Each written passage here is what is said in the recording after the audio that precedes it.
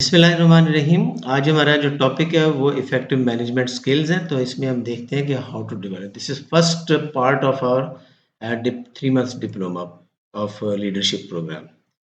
तो ये थोड़ा सा मेरा इंट्रोडक्शन है। देन इफेक्टिव मैनेजमेंट स्किल्स क्या है, और इसमें अगर हम अपने चारों डिफरेंट टाइप्स ऑफ मैनेजर्स, जिसमें डिफरेंट डिपार्टमेंट्स आप कह सकते हैं, तो लाइक बेसिक मैनेजमेंट स्किल्स, और उसके अलावा advance leadership, sales team leadership और ह्यूमन रिसोर्स लीडरशिप। तो इसमें हर एक के डिफरेंट रिक्वायरमेंट्स हैं, तो उसके मुताबिक ये इनको अब देखा जा सकता है। तो ये यू कैन स्टडी इट। तो स्टार्टिंग फ्रॉम, ये मेरी क्वालिफिकेशन है।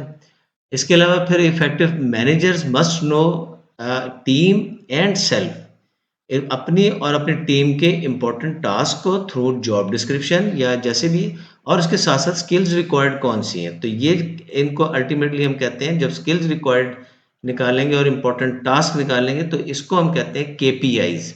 तो केपीआईज पर से ही हम स्टार्टिंग पॉइंट होता है एक अच्छे मैनेजर को।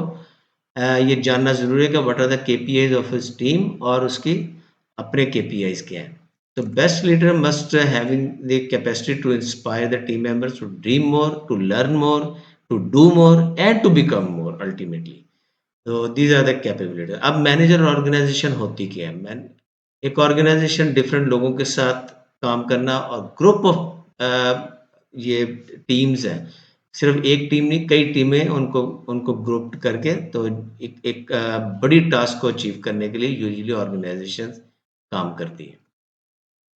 तो ऑर्गेनाइजेशन के इनपुट्स को हम रिसोर्सेज कहते हैं, like human resource, financial resource, physical and information resources. इसी तरह आउटपुट जो है, इनको हम प्रोडक्ट्स और सर्विसेज कहते हैं। तो ये जानना अल्टीमेटली, आउटपुट हमारे जहन में होना चाहिए, इनपुट पर हम फोकस करेंगे ताकि हम आउटपुट हासिल करेंगे। जितना अच्छा इनपुट होगा उतना अच्छा आउटपुट होगा। तो ऑर्गेनाइजेशन को समझना बहुत ज़रूरी है। तो एक मैनेजर दूसरे लोगों से काम करवाना, ये मैनेजर का काम है। फ्यूचर में हमारे टेक्निकल रिक्वायरमेंट साथ होती है, तो how to develop technical capabilities, और खासतौर पर डिजिटल कैपेबिलिटीज। एक मैनेजर का फंक्शन, 4 फंक्शन है: planning, organising, staffing, leading and controlling. ये समझना ज़रूरी है।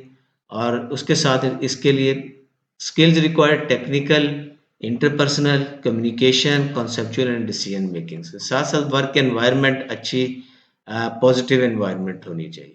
तो ये जब हम अपने अंदर इस्टेब्लिश कर लेते हैं, हम एक कॉन्शियस एफर्ट करके, तो will be effective leader.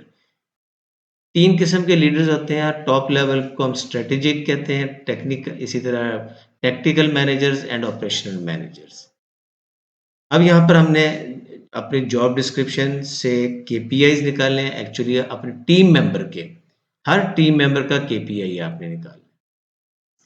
Then we will understand team leadership and processes. तो एक अच्छी टीम वो होती है जो मिलकर काम करे। कोऑर्डिनेटेड एफर्ट ऐसी कि जो इंडिविजुअल आसानी से ना कर सकें, तो वो मिलकर सब लोग काम कर सकते हैं। लीडरशिप इनसाइट्स, एक अच्छा लीडर जो, उसको समझना ज़रूरी है। तो लीडर्स के लिए 2 चीज़ें बड़ी ज़रूरत है कि वो अपना रोल प्ले करे, ना कि दूसरों का, सबॉर्डिनेट्स का काम करे। तो अपना उसका रोल क्या है? ट्रेनिंग, डेवलपिंग, कोचिंग, मोटिवेटिंग और giving feedback, evaluate the work and handle grievances. ये एक काम होता है लीडर का, और यही स्किल्स अपनी डेवलप करनी है हमने। प्रोसेस एंड प्रोसीजर्स को हम देखते हैं कि किस तरह स्टेप वाइज एक प्रोसेस अच्छा डेवलप किया जा सकता है। Leader must understand the process को डेवलप करना, और उसको अगर डेवलप्ड मिलता है, तो उसको कैसे इम्प्रूव करना है। यहाँ पर अब हमारी एक्टिविटी है कि हम एक अपने प्रोसेस को इवैल्यूएट करें। फिर मैनेजमेंट प्रोसेसेस आ जाते हैं इसमें: analysing, planning, implementing, directing and action, और ये साइकिल चलता रहता है। इसको अगर हम देखें तो एनालिसिस जो है वो 2 तरह से की जा सकती है। स्वॉट एनालिसिस है, इंटरनल जो हमारे इसको फैक्टर्स होते हैं, उसमें स्ट्रेंथ्स एंड वीकनेसेस कहते हैं, और एक्सटर्नल जो है उसमें अपॉर्चुनिटीज एंड थ्रेट्स हैं। इसी तरह अगर ये स्वॉट एनालिसिस इफेक्टिव नहीं है, तो हम इसे एडिशनली पेस्टल एनालिसिस से कर सकते हैं। तो PESTLE analysis political, economical, social, technological, environmental and legal, ये सोर्सेज होते हैं। तो इसके बाद फिर हम roles, types and skills of a manager. तो इसके साथ हम सबसे पहले अपनी केपीआईज भी एज ए मैनेजर आइडेंटिफाई करें। तो की skills of a manager usually product knowledge, negotiation skills, relationship building, market analysis, team leadership, problem solving, communication skills and so on। बहुत सी skills required होती है। तो which skills you need कि जो आप समझते हैं कि जो आपके लिए ज़्यादा fruitful हो सकती हैं। अब हम टाइप्स ऑफ मैनेजर जब देखें तो ये मॉडल बड़ा अच्छा है। एक नीचे से ऊपर की तरफ ये लेफ्ट साइड पर आप देखें तो ये पीपल ओरिएंटेड है, जो यानी कि जो लोगों का एहसास करने वाले मैनेजर होते हैं। तो वो अगर हम सिर्फ लोगों का एहसास करने वाले तो वो नाइस होंगे। अब ये कि इसी तरह नीचे अगर आप देखें तो लेफ्ट टू राइट आप अगर जाएं तो ये रिजल्ट ओरिएंटेड मैनेजर, तो जो हायर साइड पर है यानी राइट साइड पर ये टफ मैनेजर्स कहलाते हैं। लेकिन ये दोनों कहीं काम करते हैं कहीं नहीं करते हैं। तो best is effective and efficient manager, जो कि टफ भी होता है और नाइस भी होता है, यानी पीपल ओरिएंटेड भी होता है और रिजल्ट ओरिएंटेड भी होता है। जबकि जिसमें दोनों क्वालिटीज नहीं है वो यूजलेस है। तो इसमें टफ एंड नाइस दोनों मैनेजर अपने अपने इसके रोल्स होते हैं और अकॉर्डिंगली इसे दूसरे एंगल से हम ऑटोक्रेटिक एंड डेमोक्रेटिक लीडर्स, जिसमें डायरेक्टिव एंड पार्टिसिपेटिव बिहेवियर नजर आता है। तो एक मैनेजर को अपनी वर्क एनवायरनमेंट के मुताबिक अपनी क्या काबिलियत को देखना चाहिए और इस्टेब्लिश करना चाहिए।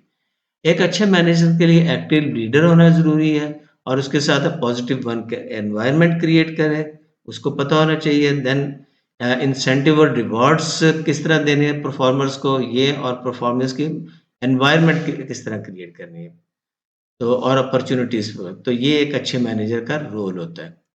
तो इसी तरह अगर हम आगे स्किल्स नीडेड बाय मैनेजर, तो ये हम ऑलरेडी डिस्कस कर गए हैं। Things to avoid, criticise the personalities, खासतौर पर ग्रुप में और सबके सामने और हर चीज़ में क्रिटिसाइज नहीं करना है, कम मिनिमम करना है। Solving the problem for them, इससे अवॉइड करना चाहिए।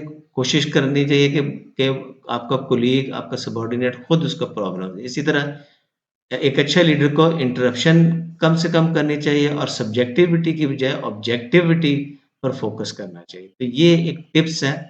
और लास्ट में हम हैश मॉडल देखेंगे, जो कि पीपल ओवरऑल पीपल मैनेजमेंट या एम्प्लॉय साइकिल या फिर कस्टमर को भी इवन इवैल्यूएट करने के, यानी लोगों को जज करने के लिए ये बहुत अच्छा तरीका है। इसमें लेफ्ट साइड पर आप देखें तो from low to high behaviour यानी रिजल्ट अचीवर है, और नीचे लेफ्ट टू राइट ये एंथुजियाज्म है, ये मोटिवेशन है। तो on the basis of this hunters, achievers, satisfiers and holy cause, और इस हिसाब से हम अपने वर्कर्स को अच्छे तरीके से एंथुजियाज्म और बिहेवियर के बेसिस पर आइडेंटिफाई करें, और इसमें बेस्ट अचीवर्स और सेटिस्फायर्स तक हम इसे रहना चाहिए।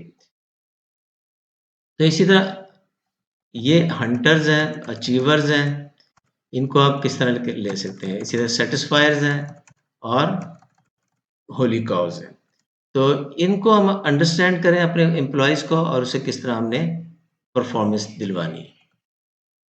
और यही रिलेटेड होता है सुपरविजन से। अंडर सुपरविजन और ओवर सुपरविजन से बचने के लिए हमें अपने एम्प्लॉयज़ को पहले समझें, फिर उसे उस तरह हैंडल करें। तो डिवाइसेस टू वर्क यहाँ पर है, और ये हमारी लास्ट स्लाइड है जिसमें हमने टीम को इवेल्युएट करना है एज ए मैनेजर। सबसे पहले which KPIs are important, evidence based ये परफॉर्मेंस होनी चाहिए। देन एक्सपेक्टेशन एंड गोल्स, ये हम करेंगे, लेकिन आज तक हमने सिर्फ केपीआईज अपने टीम के अभी इस्टेब्लिश करने हैं जो कि अंडरस्टैंडेबल हो। तो इसके अलावा बाकी मैं ये डिस्कस कर रहे थे expectation and goals.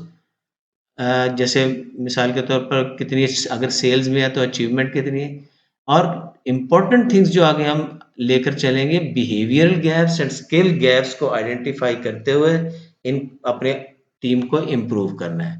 That's all for today's session. और ये छोटा सा रिकॉर्डेड सेशन इसलिए मैंने बनाया कि आप इसको जिन लोगों ने कहीं बीच में इंटरप्शन हुई है, प्रॉब्लम आई है, तो वहाँ पर दोबारा देख सकें। With this, thank you very much. Ji. Okay, Allah Hafiz.